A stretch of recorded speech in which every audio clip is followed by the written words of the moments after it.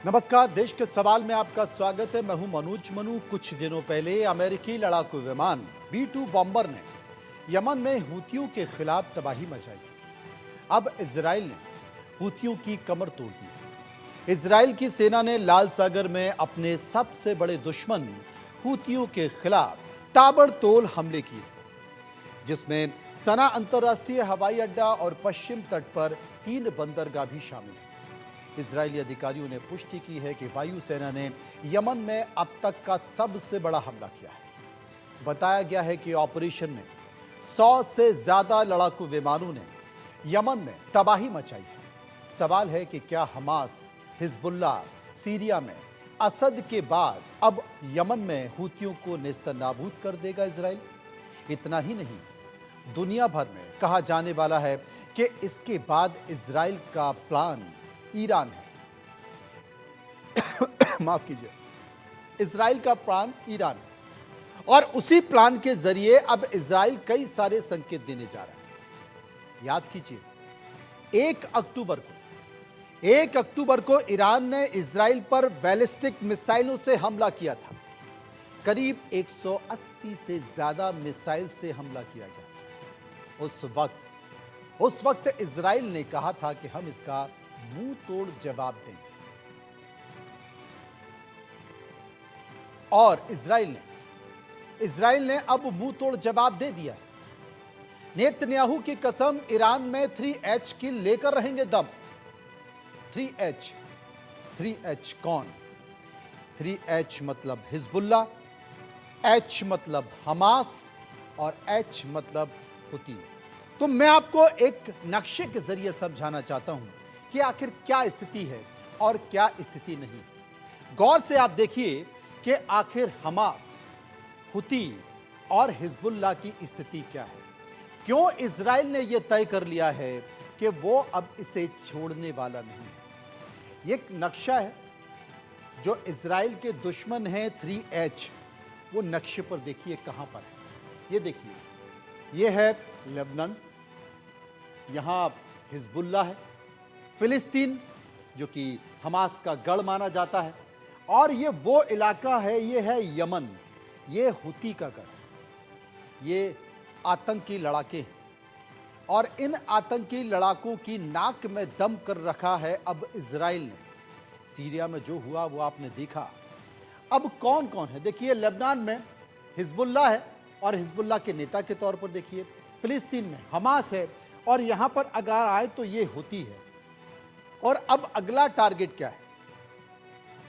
आपने देखा कि इजराइल ने किस तरीके से चुन चुनकर उनके तमाम कमांडर, उनके ब्रिगेडियर का नाश किया है।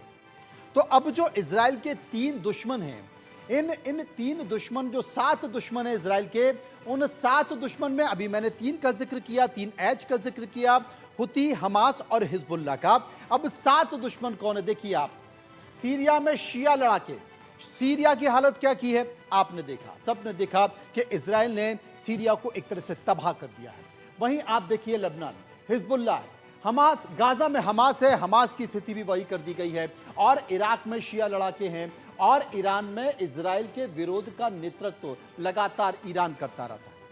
ईरान हमेशा यह संकेत देता रहता है कि हम इजराइल को मुंहतोड़ जवाब देंगे। और आपको याद होगा कि ईरान ने करीब 180 बैलिस्टिक मिसाइल, 1 अक्टूबर की तारीख आपको याद होगी, 1 अक्टूबर को 180 बैलिस्टिक मिसाइल के जरिए इजराइल पर हमला किया था। हालांकि बहुत ज्यादा नुकसान नहीं हुआ, और इजराइल ने भी तमाम अपने रडार के जरिए उनको आइडेंटिफाई किया और नुकसान को रोकने में वो काफी सफल रहे। लेकिन उस वक्त भी इजराइल ने कहा था कि हम इसका मुंह तोड़ जवाब देंगे। कोई तारीख नहीं बताई, कोई दिन नहीं बताया, लेकिन कल जिस तरीके से हमला हुआ है वो उसका जवाब था। 200 मिसाइल्स के जरिए इजराइल ने यह किया। अब यहां यह समझने की जरूरत है कि नेतन्याहू का अल्टीमेटम क्या है। नेतन्याहू ने साफ तौर पर यह कह दिया है कि हूती भारी कीमत चुकाएंगे, हूती भारी कीमत चुकाएंगे, वो हमारी ताकत देखेंगे। यह हमला आखिरी नहीं है, यह इजराइल ने कहा है कि यह हमला आखिरी नहीं है, और ईरान के आतंक के हाथ हमें काटने हैं। हूती भी वही सबक सीखेंगे, ये इजराइल ने कहा है। हूती भी वही सबक सीखेंगे जो सबक हमास और हिजबुल्लाह और असद सरकार ने सीखा है, यानी कि सीरिया। नेतन्याहू ने हुतियों को धमकी दी कि कतर के अल अरबी नेटवर्क ने यह दावा किया है कि हमलों के कारण देश भर में आंशिक बिजली कटौती हुई। हमलों के दौरान प्रधानमंत्री बेंजामिन नेतन्याहू ने वायुसेना कमान केंद्र से कहा था कि हम ईरान के आतंक के हाथ को काटने के लिए दृढ़ हैं, संकल्पित हैं। इससे पहले बुधवार को एक भाषण में उन्होंने कहा था कि हुती भी वही सबक सीखेंगे जो हमास, हिजबुल्लाह, असद सरकार और अन्य लोगों ने सीखा है। ये तमाम संकेत हैं जो मैंने आपको नक्शे के जरिए बताया, और मैंने आपको ये भी बताया कि आखिर नेतन्याहू ने क्या अल्टीमेटम दिया है। नेतन्याहू ने वो साफ तौर पर अल्टीमेटम दे दिया है, और अल्टीमेटम में उन्होंने कह दिया है कि हुती वो सबक सीखेंगे। अब सबसे बड़ा सवाल ये है, 5 बजे का सवाल ये है कि क्या इजराइल और ईरान के बीच जंग होने वाली है? इजराइल और ईरान के बीच जंग होने वाली है। क्या इजरायली प्रधानमंत्री नेतन्याहू का अगला निशाना ईरान है? क्या हुती चीफ अब्दुल का हानिया वाला हाल, स्माइल हानिया वाला हाल करेंगे नेतन्याहू? और क्या हुतियों का वही हाल होगा जो हमास और हिजबुल्लाह का हुआ है, जो संकेत नेतन्याहू ने दिए, बेंजामिन नेतन्याहू ने दिए? चर्चा करेंगे, समझने की कोशिश करेंगे। इस वक्त हमारे साथ मौजूद हैं major general retired Sudhakar, defence expert हैं। इसके साथ साथ major general retired A K. Siwach साहब मौजूद हैं। संजीव श्रीवास्तव विदेशी मामलों के जानकार मेरे साथ हैं। डॉक्टर अरुण इब्राहिम इजराइल से मेरे साथ जोड़ रहे हैं। सबसे पहले हम डॉक्टर अरुण इब्राहिम के पास चलेंगे। इब्राहिम साहब, क्या स्थिति है? इजराइल ने जो संकेत दिया कि हम माने कि इजराइल उसकी तरफ धीरे धीरे बढ़ रहा है। शलोम, नमस्ते, जय भारत, जय इज़राइल सबके लिए, सारे पैनलिस्ट्स के लिए जी, जय भारत। और सारे व्यूअर्स के लिए और एंकर जी के लिए भी। देखिएगा, ये एक ऐसा टॉपिक है कि जिसके ऊपर डिस्कस किया जाए तो शुरू कर दें तो कभी ख़त्म नहीं होगा। जी। देखिएगा, हमारा सारी दुनिया जानती है हम्म। और सबको मालूम है कि ये हम जो हैं, जो यहूदी लोग जो हैं ना, ये जो लड़ाई जो चल रही है वो हमारे एग्जिस्टेंस की लड़ाई है। हम्म। अब 12 साल ओबामा का राज चला, सारी दुनिया को उसने डामाडोल कर दिया और पिछले 4 साल में तो बिल्कुल उसने सत्यानाश कर दिया। मतलब ये जो केयास जो दुनिया में जो शुरू किया है वो ओबामा की देन है दुनिया के लिए। कई लोग इस बात को ना मानें, लेकिन हम इसका ये कह कह कह कहना चाहते हैं हम्म। कि ओबामा इज़ ए शियाइट फेलो, वो शिया मुस्लिम है और वो ईरान को पूरी तरह से सपोर्ट करता है।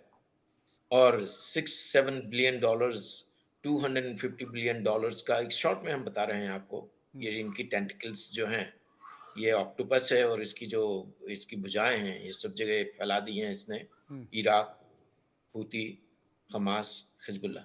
और ये इसका जो बढ़ावा जो दिया वो पूरी तरह से ओपन कर दिया है।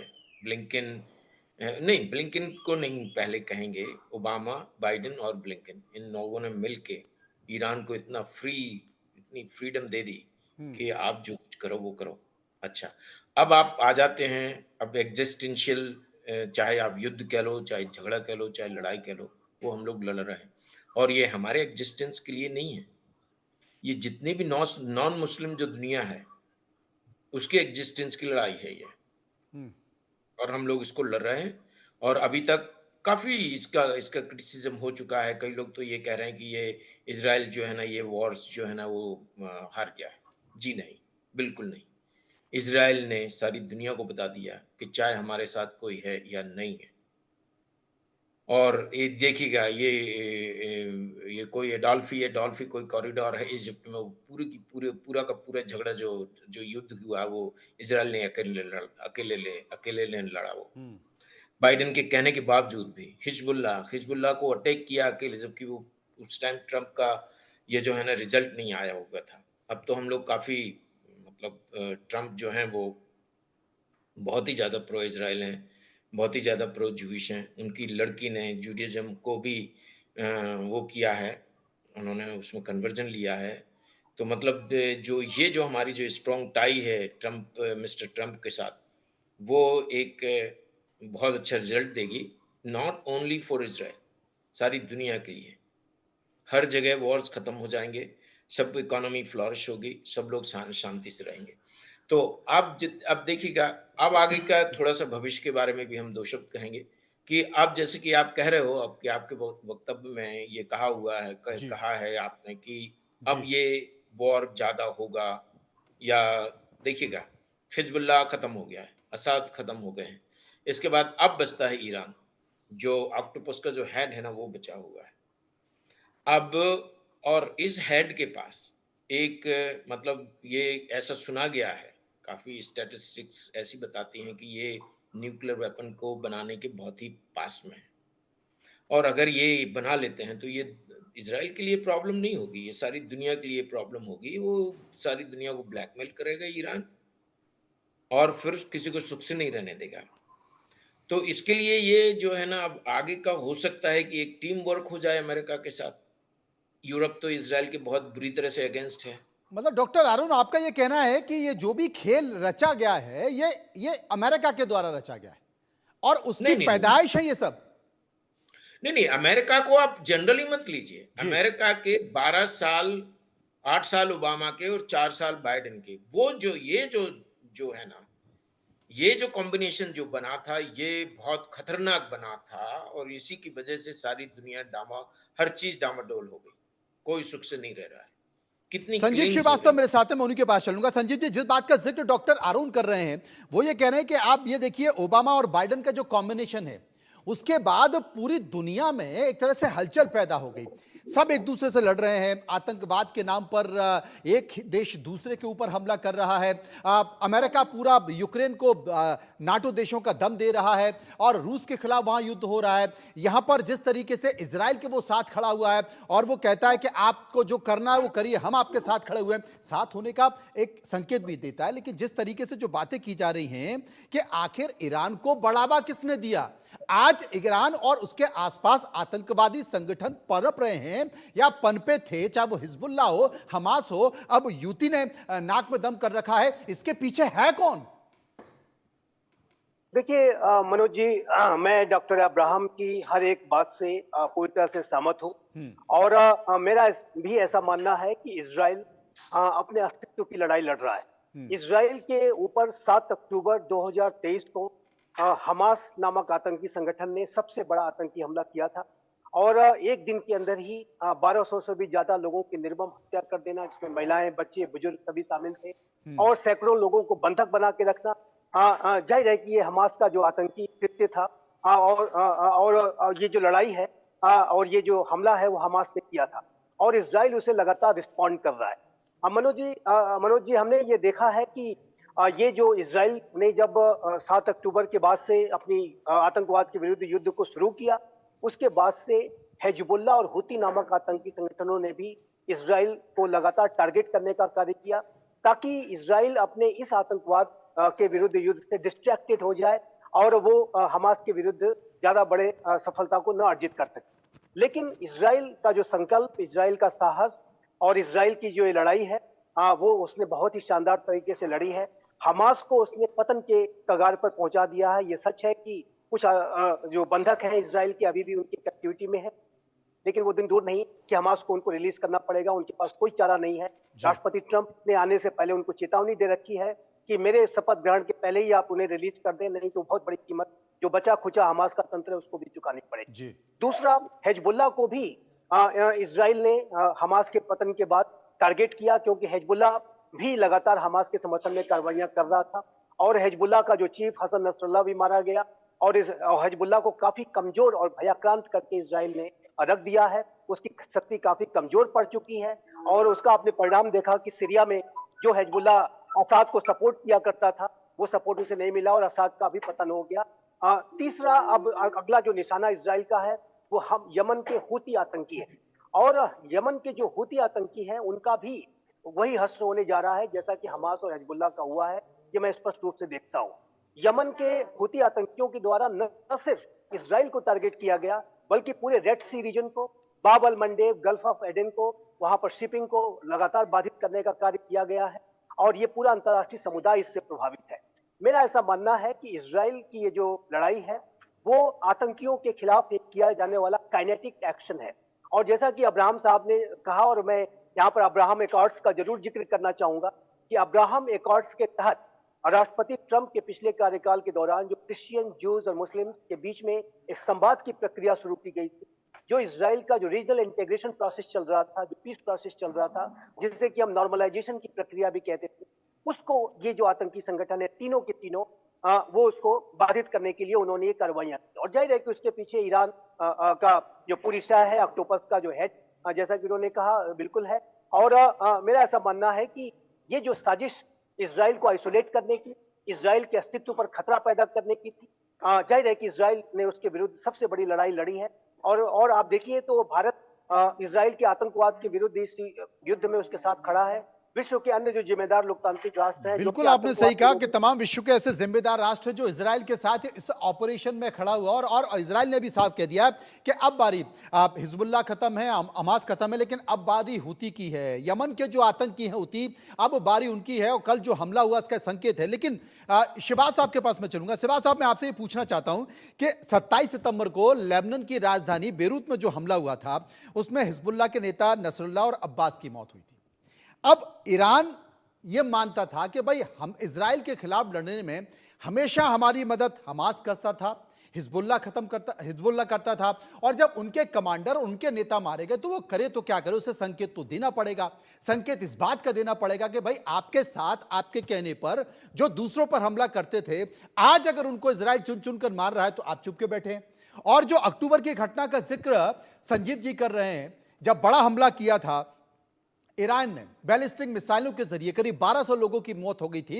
इजराइल उस वक्त बोला था कि हम बदला लेंगे, लेकिन कोई तारीख, कोई समय नहीं बताया, और आज हमला लिया है। अब कहीं ना कहीं निशाने पर होती हैं। लेकिन क्या आपको लगता है, जैसे कि डॉक्टर अरुण साहब भी कह रहे थे, कि इजराइल इस वक्त एक संघर्ष कर रहा है? बहुत सारे लोग अंतर्राष्ट्रीय स्तर पर कह रहे हैं कि इजराइल खत्म हो गया है, बहुत मुश्किल होगी, लेकिन बावजूद इसके वो बड़ा संकेत दे रहा है। वो आतंकवादियों के खिलाफ, आतंकवादी संगठनों के खिलाफ बड़ा संकेत दे रहा है, और इस संकेत में कई सारे देश भी उसके साथ है, जैसा संजीव जी ने कहा है। क्या यह माना जाए कि हिजबुल्लाह हमास के बाद हुती का भी खत्म करके, दम निकाल कर ही मानेंगे नेतन्याहू? हाँ बिल्कुल, देखो मनोज, सच्चाई ये है, इजराइल के पास और कोई चॉइस है नहीं, क्योंकि ये सच्चाई है कि जो ईरान है, इसकी ये 3 प्रॉक्सीज हैं, हमास, हिजबुल्लाह और हौती रिबल, और वो उनके जरिए ही लड़ रहा था। ईरान इस लड़ाई के अंदर कभी भी डायरेक्ट दाखिल नहीं होना चाहता, क्योंकि अगर ईरान डायरेक्ट दाखिल होता है तो उसको बहुत बड़ा नुकसान है, क्योंकि फिर वो डायरेक्ट टारगेट होगा, और यही तो इजराइल चाहता है, और यही अमेरिका चाहता है इन्वॉल्व हो जाए, और उसकी जो न्यूक्लियर फैसिलिटीज हैं और जो न्यूक्लियर इंस्टॉलेशन है उनको बर्बाद किया जाए, क्योंकि ईरान उस कदार पे पहुंच गया है कि वो न्यूक्लियर हथियार बनाने के बहुत करीब है। अब बात आती है कि जिस प्रकार से 7 अक्टूबर को हमला हुआ था इजराइल पे, उसमें कोई शक नहीं, वो एक प्रकार से टेररिस्ट एक्शन था, उस पर बदला लेना था इजराइल ने। और इजराइल ने जिस प्रकार से अप्रिशिएशन की कि जब तक हमास होती को खत्म नहीं करेगा तब तक उसके लिए प्रॉब्लम दूर नहीं होगी। आज की तारीख में उसने हमास को करीब 60 से 70% के करीब उसने उसको डिग्रेड कर दिया है। कुछ एक रह गया है, वो अभी चुप नहीं रहने वाला, हमास को अभी भी एक प्रकार डिग्रेड करता रहेगा। इस्माइल हानिया को उसने मार दिया। अब हिजबुल्लाह जो है उसको भी उसने काफी हद तक करीब 70 से 80% उसने डिग्रेड कर दिया। हसन नसरुल्लाह को मारा, फवाद शकूर को मारा, और इसके साथ साथ अब क्या हुआ, जब से सीरिया चला गया हाथ से, अब जिस प्रकार से सीरिया से एक प्रकार ईरान से इराक, इराक से सीरिया, और सीरिया से लबनान, ईरान हथियार भेज पाता था लबनान के अंदर हिजबुल्लाह को, वो भी खत्म हो गया। तो किसी तरीके से ये समझा जाए कि हिजबुल्लाह की भी काफी हद तक मिलिट्री कैपेबिलिटी डिग्रेड हुई है। मगर जो होती रिबल हैं में है, अभी भी सक्रिय हैं, उसको इतना इम्पैक्ट हुआ नहीं, उसके ऊपर हमला भी नहीं हुआ है। और क्योंकि होती रिबल जो रेड सी के अंदर अपनी मनमानी कर रहे हैं, एक तो ये जो भी शिप्स आ रही हैं, कमर्शियल शिप, उनके ऊपर अटैक कर रहे हैं। सभी जो शिपें हैं नॉर्मल कहते तो हैं यूरोप और इजराइल की, मगर शिप जो है कॉन्टिनेंट का पूरा चक्कर काट के अभी वहां यूरोप की तरफ जा रही है, जिससे 15 से 20% आपका ट्रेड का टाइम बढ़ गया है और इसी प्रकार से कॉस्ट बढ़ गई। और हौती रेबल जो हैं, ये भी मानना पड़े बीच में और इजराइल के बीच में 3000 के किलोमीटर, 2 से 3000 किलोमीटर का गैप भी है।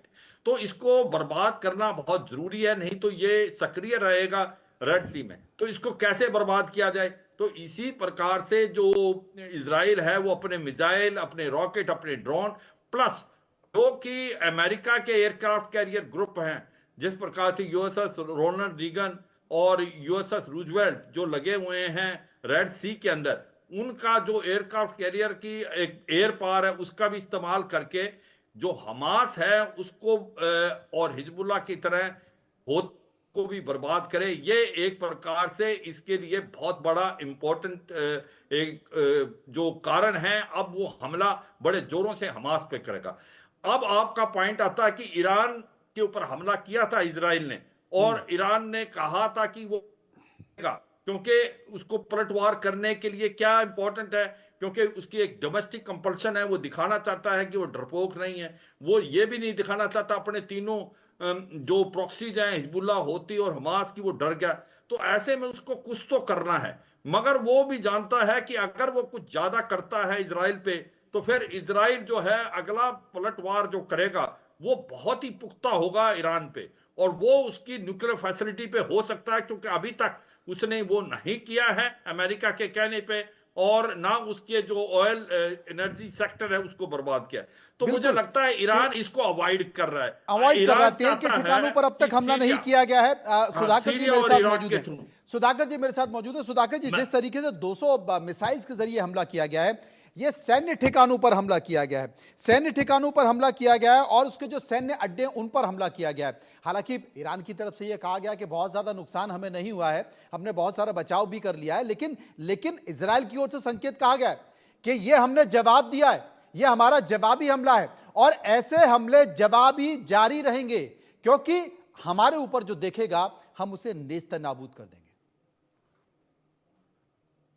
बिल्कुल मनोज, सबसे पहले नमस्कार, धन्यवाद, और मेरे को पैनलिस्ट को शुभकामनाएं और व्यूअर्स को भी। जहां तक आपकी सवाल है, इसके जवाब में इतना कहूंगा कि ये एक ईरान की तरफ से जो रेस्पॉन्स हो रहा है, मेरे अंदाज और रिसर्च के मुताबिक ये एक कैलिब्रेटेड रेस्पॉन्स है, और माइंडफुल ऑफ द फैक्ट ये 1800 से 2100 किलोमीटर दूरी है, कोई कंटिन्यूअस ग्राउंड नहीं है।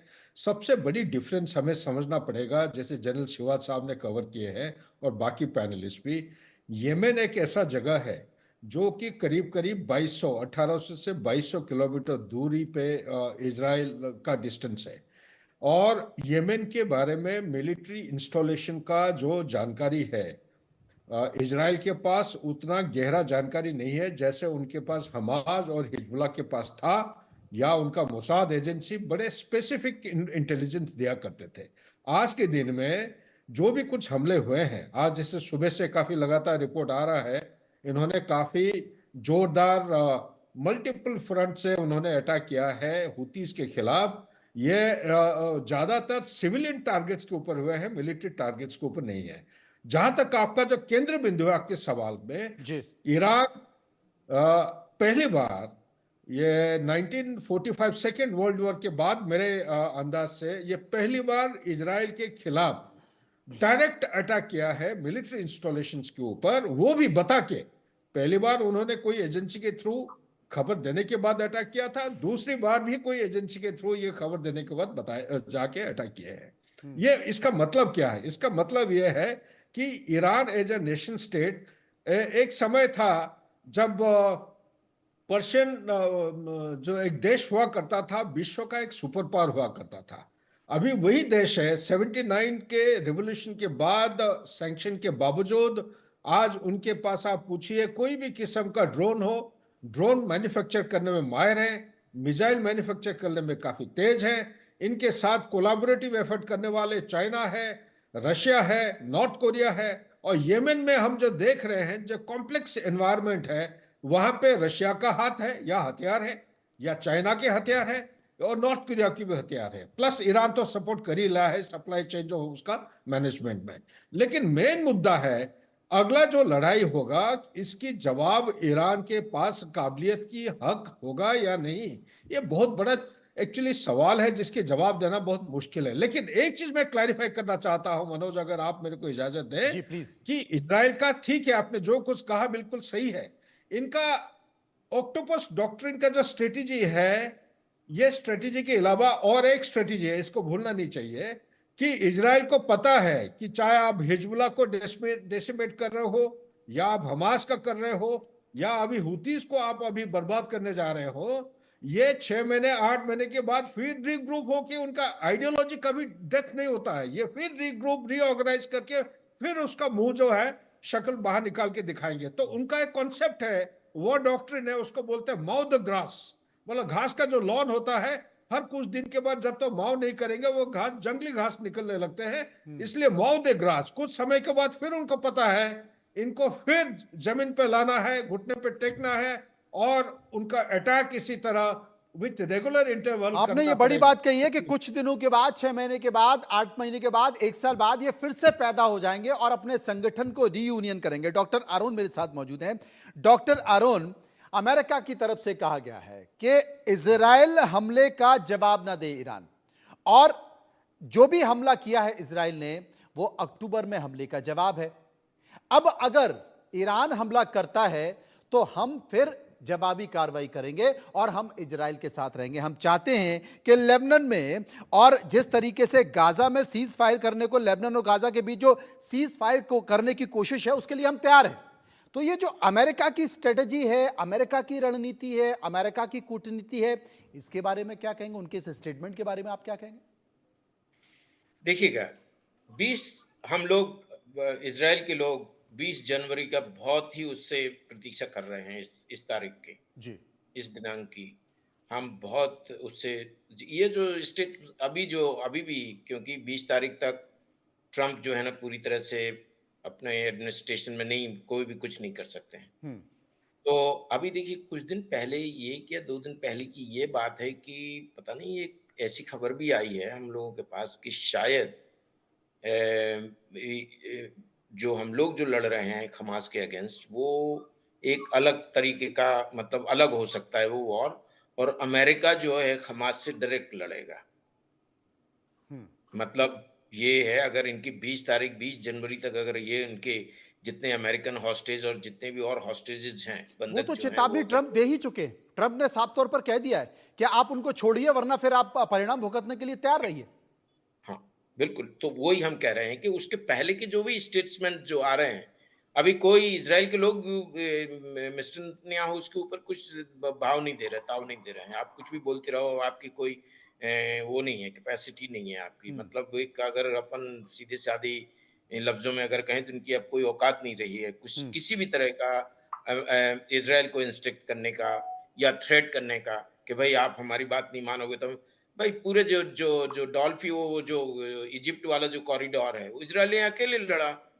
हम पहले ही बोल चुके हैं। बाइडेन के कहने के बावजूद भी थोड़ा स्लो हुआ पेस, जरा जो है ना वॉर का जो वो जो एक्टिविटीज है वो कम करके, लेकिन लड़े, वो कब्जा लिया उसमें। तो अब इनकी कोई वो नहीं है, इनकी मतलब जस्ट 20 जनवरी के बाद।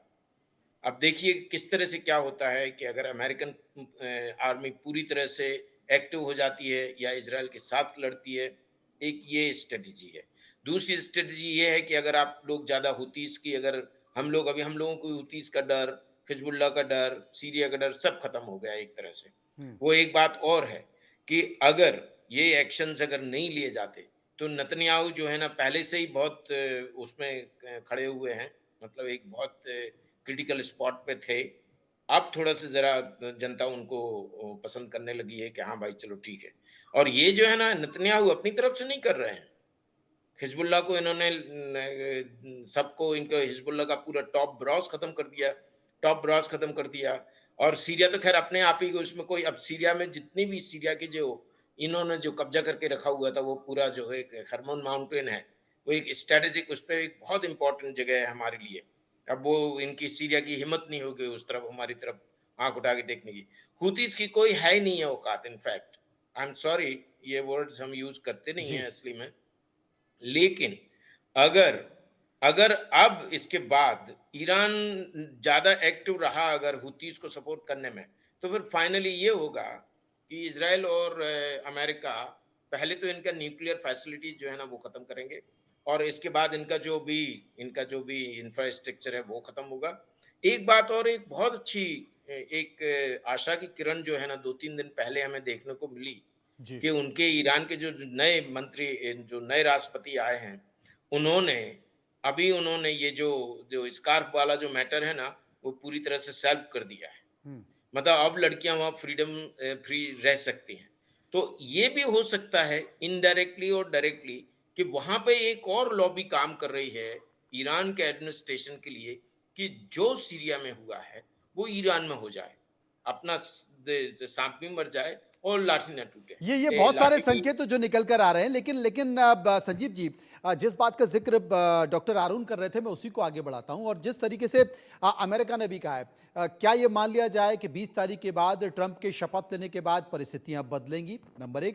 दूसरी चीज़, जो लेबनान और गाज़ा के बीच सीज़ फायर की बात अमेरिका कर रहा है, तमाम बंदियों को छुटाने की बात अमेरिका कर रहा है, ये बहुत तेज़ी से घटनाक्रम बढ़ेगा।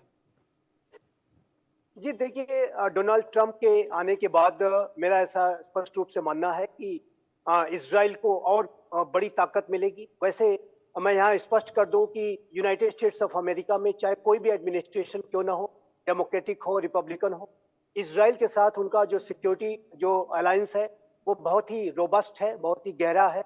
और अमेरिका का कोई भी एडमिनिस्ट्रेशन इजराइल के साथ हमेशा खड़ा रहेगा। और ट्रंप प्रशासन तो विशेष रूप से जिस तरीके से राष्ट्रपति ट्रंप का स्वयं का जो अप्रोच है इजराइल को लेकर के, और पिछले प्रशासन के कार्यकाल के दौरान हमने देखा था किस तरीके से उन्होंने नेतन्याहू सरकार के साथ क्लोजली कोऑर्डिनेट किया था।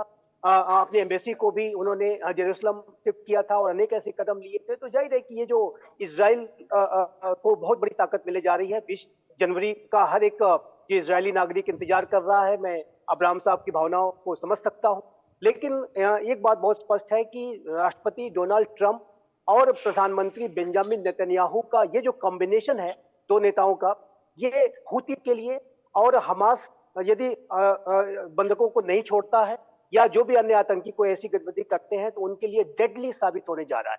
और इस बात की भी संभावना है कि जो यूनाइटेड स्टेट्स ऑफ अमेरिका और इजराइल ईरान के संदर्भ में भी बड़े एक्शंस लेंगे।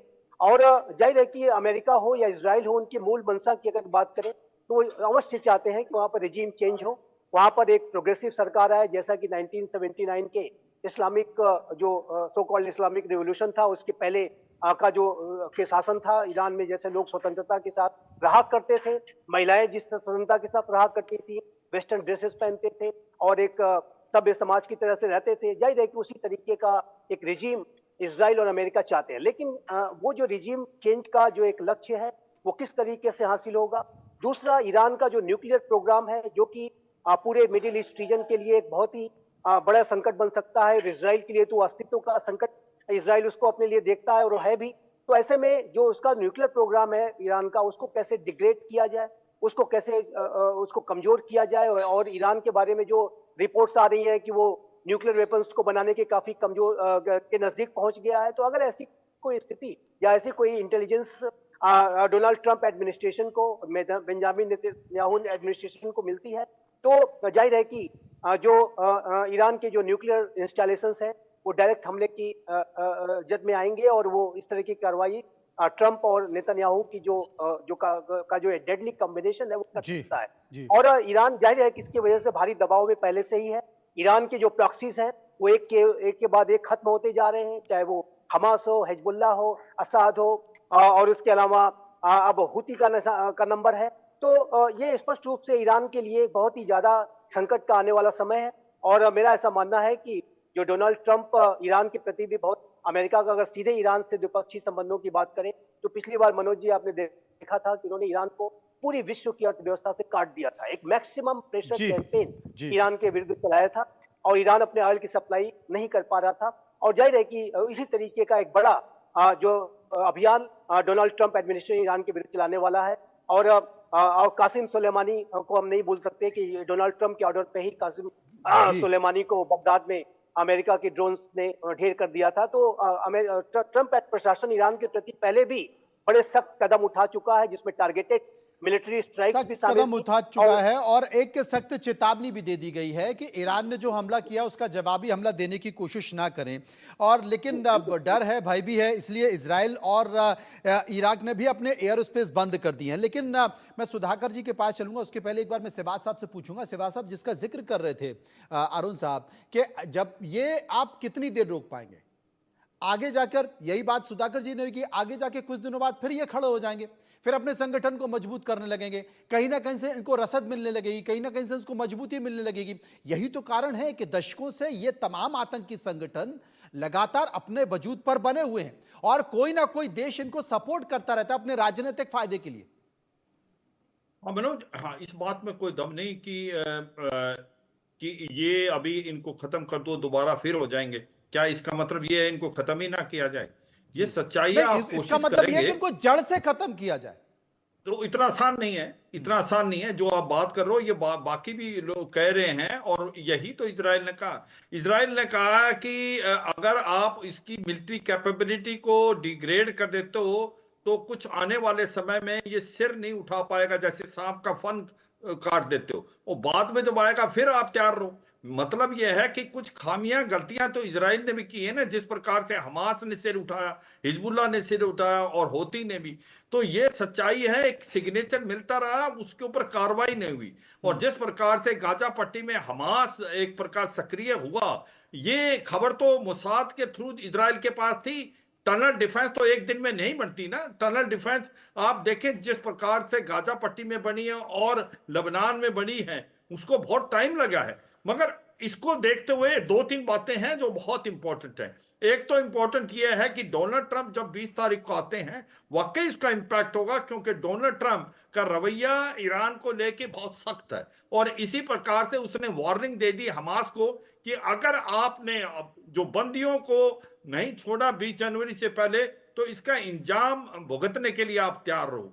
कहने का मतलब यह है 20 जनवरी के बाद लड़ाई की तीव्र गति बढ़ेगी। और आप देखेंगे चाहे हमास है, क्योंकि हिजबुल्लाह के साथ तो अभी सीज फायर है, होती रिबल है, उनके ऊपर हमले ज्यादा बढ़ेंगे। वो अभी भी स्टार्ट हो गए हैं, क्योंकि एक प्रकार से डोनाल्ड ट्रंप का लग रहा है कि उन्होंने डायरेक्शन देनी स्टार्ट की है। अब ईरान जो है वो बड़े केयरफुली इसको देख रहा है, वो नहीं चाहता अभी भी इस लड़ाई के अंदर डायरेक्ट शामिल हो, क्योंकि जब वो डायरेक्ट शामिल होगा उसको बहुत बड़ा नुकसान होगा। उसकी जो इकोनॉमी अच्छा नहीं कर रही है, उसका अनएम्प्लॉयमेंट है, उसके अंदर इन्फ्लेशन है, अंदर से जो ईरान है उसके अंदर से अब लोग डिससेटिस्फाइड है। तो कहीं ना कहीं एक इंटरनल सिविल वार जैसा हो सकता है, वो नहीं चाहता ये हो। उसके अंदर इतनी क्षमता और काबिलियत नहीं है कि वो इजराइल पर पलटवार करे। सभी कहते हैं कि इसके दोस्त हैं, रशिया भी है और नॉर्थ कोरिया भी है, चीन भी है, ये सभी इसको हथियार दे सकते हैं, इसके अलावा कुछ नहीं। और इसके अलावा कुछ ये नहीं सच्चाई इसके एक बड़ा इंपॉर्टेंट है मनोज। जी। आप मिलिट्री कैपेबिलिटी अगर देखें इजराइल की और अमेरिका की मिला के, वो बहुत ज्यादा है बिनिस्बत ईरान के। ईरान के पास दो चीजें बहुत अच्छी हैं, एक तो मिसाइल और एक ड्रोन, मगर उसके बावजूद भी वो नहीं इनका मुकाबला कर पाएगा। तो ईरान सेंसिबली अवॉइड कर रहा है डायरेक्ट कन्फ्रंटेशन इजराइल के। वो अगर इसका जवाब देगा तो अपने जो मिलिशिया है इराक और सीरिया, उससे कुछ दिलाएगा, या आप होती रिबल के थ्रू खुद नहीं करने की कोशिश करेगा अनटिल अनलेस उसके ऊपर डायरेक्ट हमले हुए तो। क्योंकि उसको मालूम है कि अभी तक जो कुछ भी हुआ है वो जानबूझ के उसकी न्यूक्लियर फैसिलिटी को नहीं टारगेट किया गया, उसकी एनर्जी सेक्टर को नहीं टारगेट किया, तो वो भी नहीं चाहता इस लड़ाई का दायरा बढ़े। क्या चाहेगा? ये बड़ा संकेत है। आपने जो बात कही है कि उसने उसके जो तेल के ठिकाने हैं उन पर हमला नहीं किया, उसके जितने भी परमाणु प्रतिष्ठान हैं उन पर हमला नहीं किया, क्योंकि इजराइल भी नहीं चाहता कि दायरा लड़ाई का बड़ा हो जाए। सुधाकर जी मेरे साथ मौजूद हैं। सुधाकर जी, ईरान के जो परमाणु ठिकाने और तेल के भंडार हैं उन पर हमला नहीं किया गया है, और इस बात की जानकारी कोई ईरान ने नहीं दी है। खुद इजराइल की सेना से कहा गया कि भाई हमने इनके ठिकानों पर हमला नहीं किया, हम सिर्फ उन प्रतिष्ठानों पर हमला कर रहे हैं जिनसे हमको खतरा है। यानी कि अमेरिका एक संकेत इजराइल को भी दे रहा है कि जितनी जरूरत है उतना हमला करो। बिल्कुल मनोज, मैं जनरल सिवाच साहब के साथ बिल्कुल सहमत हूँ। जो बात उन्होंने कहा है, आपकी सवाल या जो नैरेटिव जो आपने रेज किए हैं उसमें चंद एक पहलू हैं। तो पहला एक पहलू का हमें समझना पड़ेगा, बाइडेन जब प्रेसिडेंट के लिए इलेक्ट हुए थे, हमें अपना ध्यान उस तरफ ले जाइए। देखिए, ये बहुत ही नोबल, कंस्ट्रक्टिव, एक सकारात्मक रोड मैप के साथ वो अपना टेन्यूर को चलाना चाह रहे थे। उनको नहीं पता था कि ये यूक्रेन में इस तरह फंस जाएंगे। वो इंडो पैसिफिक का कॉन्सेप्ट स्टार्ट कर करके सबको लग रहा था, जो हड़बड़ी के साथ भागे थे वहां से, अफगानिस्तान से, सबको लग रहा था जैसे कि विश्व का जो फोकस है ये और कोई ऐसा जगह पे होगा जिसका कोई ध्यान नहीं है। वो ध्यान जैसे आने लगा, सब सोच रहे थे आएंगे इंडो पैसिफिक, साउथ चाइना सी की तरह, क्योंकि तब तक धीरे धीरे धीरे धीरे एक चाइना एक महत्वपूर्ण एक चुनौती बन के खड़ा हो गया था यूएसए के साथ। तब जाके उनका स्ट्रेटेजिक डॉक्ट्रिन बना है 2022 अक्टूबर को, फॉर्मली जो उन्होंने इशू किए हैं ब्लैक एंड व्हाइट में, उसमें क्लियरली लिखा है कि यूएसए के खिलाफ एक ही दुश्मन है, वो है चाइना। अगर चाइना दुश्मन है, सारे हरकत वो चाइना के चारों तरफ उसको कंटेन, कंटेस्ट, कॉम्पीट करने के लिए वो तैयारी करना चाहिए। तो यूक्रेन में कैसे फंस गए? इसी तरह वो नहीं चाह रहे थे कि मिडिल ईस्ट में इस किस्म की कोई लफड़ा हो। और मैं ये कह दूं कि अब्राहम अकॉर्ड जो डोनाल्ड ट्रंप ने शुरू किया था, ये काफी हद तक ये बाई पार्टीजन सपोर्ट है अब्राहम अकॉर्ड का। सऊदी अरेबिया और इजराइल को लाना है, किसी भी तरह एक कोलैबोरेटिव प्लेटफॉर्म में लाना है।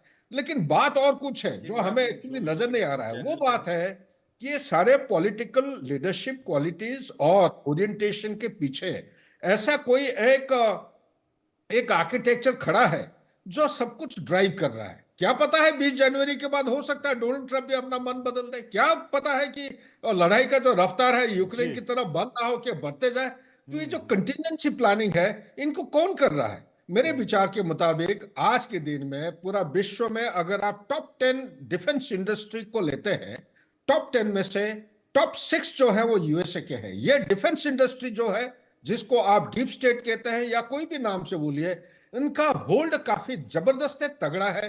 तो ये चाहे डोनाल्ड ट्रंप पिछली बार पिछले टेन्योर में काफी उनको मैं कहूंगा कि काफी चुनौती पेश किए थे, इस बार उम्मीद है कि इनको वो काबू में लेंगे। काफी सारे पॉलिसीज अभी जो फॉर्मुलेट हो रहे हैं, ड्राफ्ट फॉर्म में आ रहे हैं, यही एक डीप स्टेट को काबू में लेने का प्रयास है। लेकिन उनको मन मन में उनको तैयार रहना पड़ेगा, हो सकता है कि मुसीबत ना खड़ा कर दे। यही जो लड़ाई जिसको बंद करने के लिए जा रहे हैं, कहीं ये रफ्तार ना बढ़ जाए।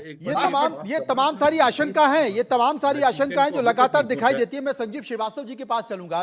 संजीव जी, मैं आपसे पूछना चाहता हूं, वो आशंका जो व्यक्त कर रहे हैं सुधाकर जी कि हो सकता है कि कल को ट्रंप साहब का या अमेरिका का मूड बदल जाए। अब अगर देशों की बात करें तो ईरान को रूस ने पहले ही बता दिया था कि आपके ऊपर हमला होने जा रहा है, कई चरणों में हमला होने जा रहा है, थोड़ा संभल कर रहिए। सऊदी अरब ने भी इस हमले की निंदा की है। उन्होंने कहा कि अंतर्राष्ट्रीय कानून का ये उल्लंघन है और ये नहीं होना चाहिए था। तो जो तमाम परिस्थितियां हैं, इनके ईरान के साथ भी बहुत सारे लोग खड़े हुए हैं, उसके परमाणु अपने प्रतिष्ठान हैं। और क्या आने वाले समय में ईरान अमेरिका की बात मानेगा, चेतावनी मानेगा, या इससे एक कदम आगे जाके जैसे कुछ समय रुका, ठहरा इजराइल और हमला कर दिया, ईरान भी कर सकता है? देखिए मनोज जी, जो बात मेजर साहब, जो जनरल साहब ने कहा, मेजर जनरल सुधाकर साहब ने, वो बात बहुत महत्वपूर्ण है। और इसमें बात मैं स्पष्ट रूप से ये देखता हूं कि डोनाल्ड ट्रंप आने वाले समय में जो भी प्रयास करने जा रहे हैं, उन प्रयासों का जो परिणाम क्या होगा, इसके बारे में हम स्पष्ट रूप से अभी नहीं कह सकते। वो डायलॉग और डिप्लोमेसी पर बल जरूर देते रहे हैं। हमने ये देखा था कि अपने पिछले कार्यकाल के दौरान उन्होंने किम जोंग उन, जो नॉर्थ कोरिया का तानाशाह है, उसके साथ भी बातचीत की प्रक्रिया शुरू की, लेकिन वो बातचीत की प्रक्रिया आगे नहीं बढ़ पाई। उसमें जो एक बार वार्ता हुई सिंगापुर में, हनोई में, लेकिन उसके बाद अमेरिका और नॉर्थ कोरिया के रिलेशन आज भी वैसे ही हैं और एक स्टेलमेट की स्थिति है। तो उसी तरीके से ये जो रशिया यूक्रेन के युद्ध की समाप्ति की बात, या मिडिल ईस्ट रीजन में एक सीज फायर को कराने की बात, हमास के साथ कोई डील करने की बात इत्यादि जो की जा रही है, और राष्ट्रपति ट्रंप का ये कहना कि वो सारे युद्ध समाप्त करा देंगे, उसमें उनको कितनी सफलता मिलेगी, इसके बारे में अभी हम स्पष्ट रूप से कुछ नहीं कह सकते। क्योंकि अमेरिका का जो और पूरे विश्व का, मैं ये कहूंगा कि जो मिलिट्री इंडस्ट्रियल कॉम्प्लेक्स है वो बहुत सशक्त है। और जैसा कि मेजर जनरल साहब ने कहा, ये बिल्कुल सच है, ये कड़वी सच्चाई है। डीप स्टेट की जो सच्चाई है कड़वी सच्चाई है। और अच्छी बात यह है कि आज हम डीप स्टेट जैसे एक बड़े चैलेंज को डिस्कस कर पा रहे हैं, ओपन तरीके से डिस्कस करते हैं, और ये समस्या अब अंतर्राष्ट्रीय समुदाय सीधा सीधा एड्रेस करने लगा है। ये बड़ा सकारात्मक परिवर्तन हुआ है। लेकिन जो डीप स्टेट की का जो इशू है, जिसको कि अमेरिका के जो राष्ट्रपति आइजनहावर ने बहुत पहले आगाह किया था पूरे अंतर्राष्ट्रीय समुदाय को, अमेरिका को, कि जो मिलिट्री इंडस्ट्रियल कॉम्प्लेक्स से किस तरह से सावधान रहने की जरूरत है। तो मेरा ऐसा मानना है कि इसके बारे में चर्चा अवश्य शुरू हुई, लेकिन इनकी जो शक्ति जी। है, जो पर्दे के पीछे से ये जो एक कंट्रोल करने का जो कार्य करते हैं, ये आज भी बहुत बड़ी है।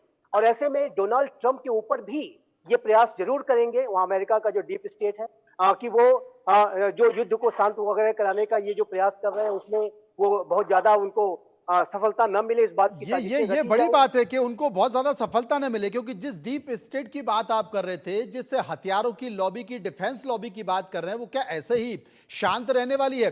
डॉक्टर आरोन ज्यादा बेहतर बता पाएंगे क्योंकि वो इजराइल में है। डॉक्टर आरोन, ना अमेरिका के डीप स्टेट की बात होती है, क्या ट्रंप के बहुत सारे मंसूबे हैं, उन्होंने चुनाव में बहुत सारी बातें कही हैं, उन्होंने बहुत सारे संकेत भी दिए हैं, लेकिन क्या डीप स्टेट या जिस तरीके से पूरा मिडिल ईस्ट हो या फिर कई देश इस वक्त युद्ध से जूझ रहे हैं प्रत्यक्ष तौर पर और कई देश अप्रत्यक्ष तौर पर, क्या आप मानते हैं कि इतना आसान है जो बातें ट्रंप ने कही हैं, जो बातें ट्रंप ने संकेत के तौर पर दिए हैं, उन्हें खत्म किया जा सकता है? और डीप स्टेट जैसी एक बड़ी लॉबी जो हर देश में अपना एक नेक्सस बना के रखी हुई है, क्या उसे खत्म करना इतना आसान है? देखिएगा, अगर आप इसमें एक बेस्ट ये हो जाएगा कि अगर मिस्टर ट्रंप के जो एडमिनिस्ट्रेशन के जो पहले वाले 4 साल हैं, अगर आप उन 4 सालों को देखो, कोई वॉर नहीं हुआ, ईरान को उन्होंने एक तरफ एक कोने में कर दिया, इतने स्ट्रिक्ट सैंक्शन लगा दिए कि ईरान के पास इतना पैसा था ही नहीं। इसके बाद बाकी की दुनिया की और इकोनॉमी फ्लॉरिश हुई। अच्छा, आपको शायद आप लोगों को हमारे ख्याल से ये पता होगा, पुतिन का प्लान ये था, ये अभी से नहीं है, ये बाइडेन के टाइम से नहीं है कि हम मतलब पुतिन यूक्रेन के ऊपर अटैक करेंगे। मिस्टर ट्रंप के टाइम ड्यूरिंग उनके एडमिनिस्ट्रेशन में भी यही उनका प्लान था कि वो यूक्रेन के ऊपर अटैक करें। लेकिन मिस्टर ट्रंप ने सीधा बोल दिया था पुतिन को कि Vladimir, if you attack Ukraine, I will treat you in such A way that you will never forget in your life. हिम्मत नहीं हुई पुतिन की। उसका हम आपको एक बहुत अच्छा उदाहरण देते हैं। सीरिया में इनका एक बेस था, इनका रशियंस का, उन्होंने वो फायर करते रहते थे इनके बेस के ऊपर, अमेरिका के बेस के ऊपर। तो अमेरिका वालों ने कहा कि भाई देखो ये क्या हो रहा है, हम किसी तरह से इसमें डायरेक्ट है नहीं है कॉन्फ्लिक्ट में, वाई योर पीपल आर। तो उन्होंने ये कहा कि नहीं भाई, हमारा वहां कोई बेस है ही नहीं। ट्रंप को इस बात पे बहुत गुस्सा आया और ट्रंप ने ऐसा ऑर्डर दिया कि बम्बार्ड दिस बेस, और इसको इतनी बुरी तरह से बम्बार्ड किया कि उस बेस ही खत्म कर दिया। और फिर एक मैसेज भेजा पुतिन को कि भाई now there is no base of Russia's base is not there in Syria. तो ये जो है ना, अच्छा एक और बात जो है ना, सब लोगों को ये समझ लेना चाहिए, हम तो ये सोचते हैं Trump is not a politician, Trump is a businessman. और बिजनेसमैन का क्या रहता है कि भाई किसी तरह से भी आप फ्लॉरिश होइएगा, सब लोग अच्छे से रहें, आप भी पैसा कमाओ, हम भी पैसा कमाएं, आप भी सुख से रहो और हम भी सुख से रहें। This is what is Trump's mind. एक छोटे से इंटरव्यू में ट्रम्प से ये पूछा कि भाई यू आर नाउ इलेक्टेड और you are going to be elected, आप क्या यूक्रेन को पैसा देंगे इस वॉर को चालू रखने के लिए? उन्होंने सीधा कहा था कि भाई देखिए भाई, हमें यूक्रेन को पैसा देना है या नहीं देना है ये बात अलग है। हम जब एडमिनिस्ट्रेशन में रहेंगे, हम ये दुनिया में जितनी भी किलिंग्स हो रही हैं, देखिएगा उनकी बात, जितनी भी किलिंग्स हो रही हैं, ये जितने भी मर्डर्स हो रहे हैं, वॉर हो रहे हैं, लोग मर रहे हैं, हम ये बंद करेंगे। ये बहुत बड़ा संकेत है। सिवाज साहब के पास एक संक्षेप में प्रतिक्रिया लूंगा। सिवाज साहब, ये कह सकते हैं कि जख्म भी अमेरिका में दिया है और दवा भी अमेरिका ही देगा कि लड़ाई अगर ऑन रहती है तो ये अमेरिका का फायदा अभी नहीं है। हाँ, ये मानता हूँ इंडस्ट्रियल मिलिट्री कॉम्प्लेक्स ने काफी पैसा अर्न किया है यूक्रेन रूस लड़ाई में भी, और थोड़ा किया है इजराइल और बाकी हमास हिजबुल्लाह होती पे, मगर जिस प्लेटफॉर्म पे वो जीत के आए हैं उन्होंने वादा किया है कि रशिया यूक्रेन लड़ाई बंद करा देंगे।